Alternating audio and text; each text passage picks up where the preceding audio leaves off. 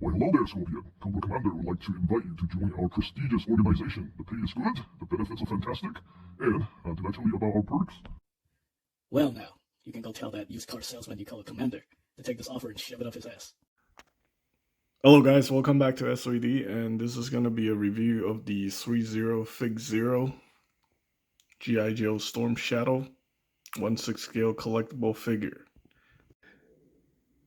Okay, so we have your very typical standard packaging right here. And we have the window box right here, and you can see a figure inside. I already have the figure taken out. Obviously, we get the Cobra logo everywhere because he's affiliated with Cobra.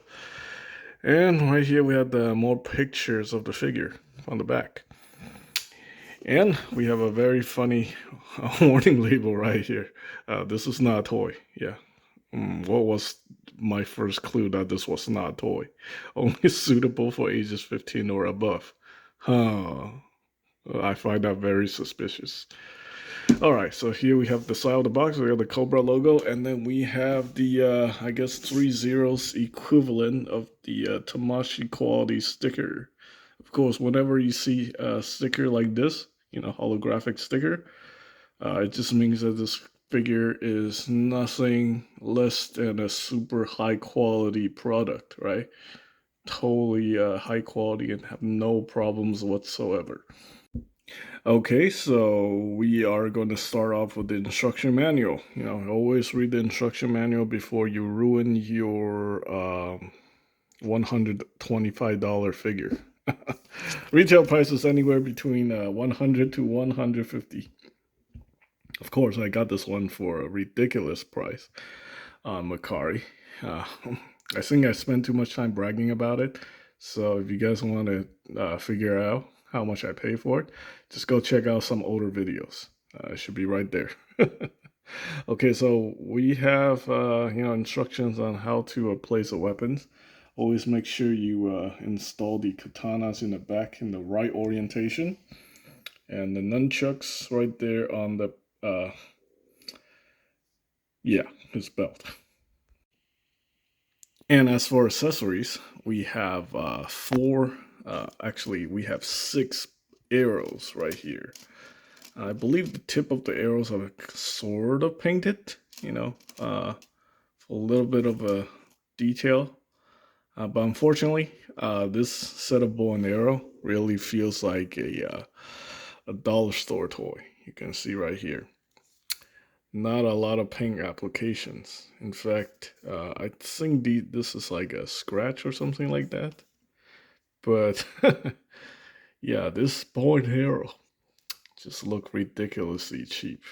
I mean, you can still see the mold line here, and there are no painted details. So yeah, this is definitely super high quality. 3-0. Yeah, I don't know what happened there. Well, some good news for his other accessories. At least we got some quality stuff here. We got the nunchuck with the metal chain. Looks relatively decent, in my opinion. You can still see the nubs, actually, on that. So maybe not as high quality as I was expecting. Honestly, I am actually kind of disappointed with the accessories for this figure overall. It's just... the katana's actually pretty nice. These are actually very nice. But the bowl, yeah, not feeling that bowl. The nunchuck, not great. Yeah, the katanas are very good, but for something that's over like $100, right? I think maybe we could be expecting a little bit more. Some people would argue, well, it's a $150 figure. You should not be expecting too much. Well, that's debatable. Consider what we got with Firefly. This is this is very, very lacking, to be honest. All right. So anyway, that's the his accessories. Look at some hand options. So essentially, we have 4 sets of replacement pegs for the hands. And I think after looking at Snake Eyes, you might actually need these pegs. Let's just say the design isn't the greatest, unfortunately. And I have heard a lot of people breaking these, which is very unfortunate. So here we have his option hands. We have these hands to hold on to the arrow for the for his bow and arrow setup, which I don't think is it's a very well thought out process. And I'm gonna demonstrate later in the video to show you guys how ridiculous you look trying to pose with the bow and arrow. We do have two open hands right here, left and right. And we also have two gripping hands right here, left and right. This is to hold the katanas, which he actually holds very well. You also have closed fists if you want to punch somebody. And changing the hand on this figure is not too bad as long as you heat it up with a hair dryer or a heat gun prior to installing. Because, yeah, just my experience with snake eyes, I definitely would recommend you heat up these parts before you do anything, because those pegs are not very strong. All right, and now we're gonna take a look at the figure. So there's some major issue with this figure, and most of it actually comes from the arms that they use. Believe it or not, I actually watch every YouTube video, English speaking YouTube video that involve reviewing this figure, and everybody's saying that these arms are actually made from TPE, thermoplastic elastomer. I even seen reviewers referring to TB League or Pichen, Phison, whatever you want to call it, and comparing the material to that brand. Well, I can tell you from my experience, and I can actually prove this. This is actually not TPE. This is not thermoplastic elastomer. Matter of fact, just from the smell of the plasticizer migration, I think if you guys been following my channel long enough, you probably know what this material is. It's actually plasticized PVC. It's PVC that has been treated with plasticizers in order to soften them, and they use a lot of plasticizers, aka phthalates. I'll put the link in the video description. But yeah, I can smell it right here, so that is very disappointing. But the benefit of having plasticized PVC arms is that it's not going to have the same deteriorating problems as you would compare to TPE, thermoplastic elastomers. So those things and these things are two completely different things. Okay. So further issues with having the plasticized PVC arms is that there is a mold line right there, and it looks absolutely terrible. And these arms can bend. I believe there is something in there to hold its shape, but unfortunately, due to the fact that these are actually just plasticized PVC without the joint in there to hold it in place, this thing actually has an action feature. Basically, when you're trying to bend it past 90 degrees, it will just bring it back to a little bit under 45 degrees. And a lot of people are concerned about this material ripping and breaking. It's very unlikely that this will break, but who knows, right? It definitely have different chemical properties compared to TPE, so it will deteriorate in a different way. To give you guys a proper understanding of this material, you just have to think about 6-inch action figures like McFarlane toy figures, some NECA figures, maybe even some Hasbro figures. They have the so-called PVC overlay on their body. This very thin layer of overlay. So mostly used for the torso. Yeah, it's the same kind of material. So that to me is actually very disappointing. I honestly think that they would have went with TPE on this figure, but they didn't, and that really sucked. And for the fact that you can see the mold line and all that, this figure already loses a point in that regard. Also, the articulation on this torso is not great. This whole entire piece is also another plasticized PVC overlay.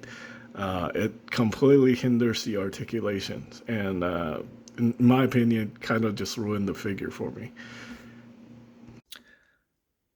Alright, so some redeeming aspect about this figure is that at least the legs, have a decent posability. Now, there is actually a swivel in the knee section. It's a double jointed knee, but it also has a swivel. Unfortunately, the swivel is actually very loose, so sometimes the figure will have some balancing issues if you're gonna try to put him in the kneel position. And the hips, they go a little bit further than Snake Eyes. So this guy can almost do the splits, which is okay. So pardon the ridiculous pose right here. I am not entirely impressed right there anyway. Also, due to the fact that the whole torso piece and the arms are all connected into one piece, doing a body swap on this figure is basically impossible. There's no way you can fit anything underneath that overlay. So you are stuck with this figure as is. So no body swapping options whatsoever. Now there is actually a possibility that you can swap out the arms, but I haven't really attempted to try that yet.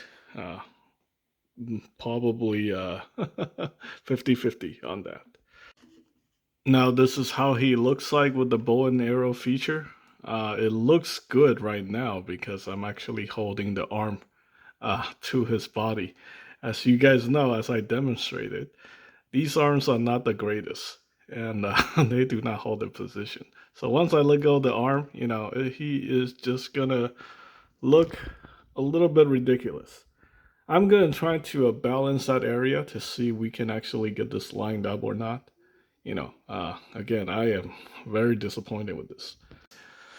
Okay, well, this is as good as I can get it. Maybe if I fiddle around and mess around with it a little bit more, I can probably get him to look, convincing enough to be using this bow and arrow accessory. Again, very lacking of paint on this bow and arrow. It just looks really, really cheap, like a dollar store toy. And definitely not a high-end collectible in any way, shape, or form. So that really sucks. So his quiver in the back can hold up to 4 arrows securely. Any more than that is not recommended by the instruction, and I don't think it would actually fit. And this is how it looks like with the katanas installed into the sheath in the back. Now he does not come with a stand, but as with the 3-0 Ninjas, I do recommend getting one of these dynamic stand. As you can see right here, Snake Eyes actually looks really cool on that stand. Well, the thing is, Storm Shadow does actually look pretty good. Take a look at that. He does stand out as a very striking looking ninja, no pun intended. These katanas are mostly made of, I believe, PVC. So, they have a little bit of flex to them. But I wish they were made of metal, to be honest.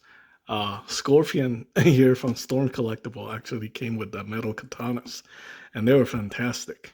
Once I seen those in person, feel the weight of the metal. I cannot go back to these, cheaply made plastic katanas. I mean, they do look great, but nothing beats the metal stuff. So yeah, very nice looking figure. The head sculpt is actually very well done. What kills it for me are these arms. And yeah, it is still giving off that very strong plasticizer migration smell. So that is something that just always drives me crazy. Especially me, specifically. I hated that stuff.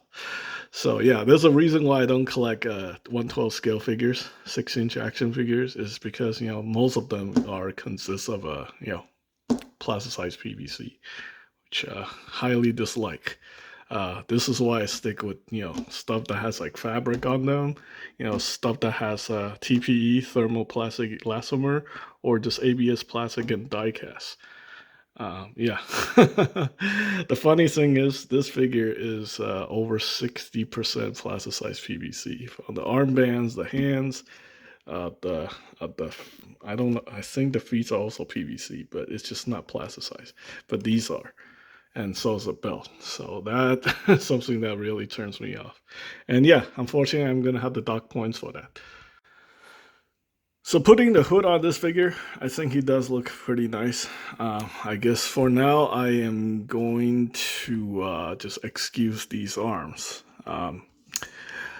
Some folks were telling me there is actually a possibility where I can get these storm collectible arms, for someone who have done a body swap and transplant these arms, or maybe the World Box arms, onto this figure. I do know that the arms do pop off.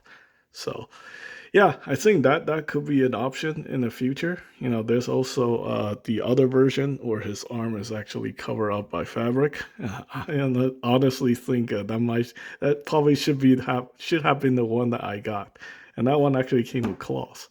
So that's actually pretty cool. But this is the iconic look for Storm Shadow. So yeah, let's go ahead and just take a look at him a little bit.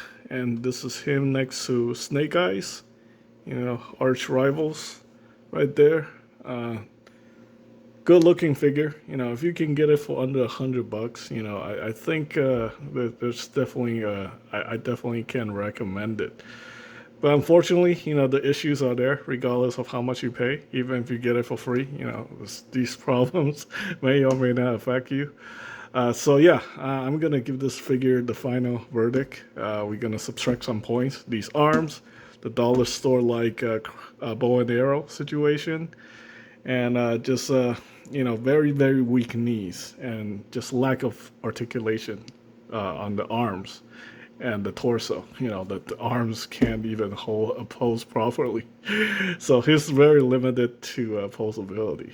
There's only a few poses that you can pull off convincingly.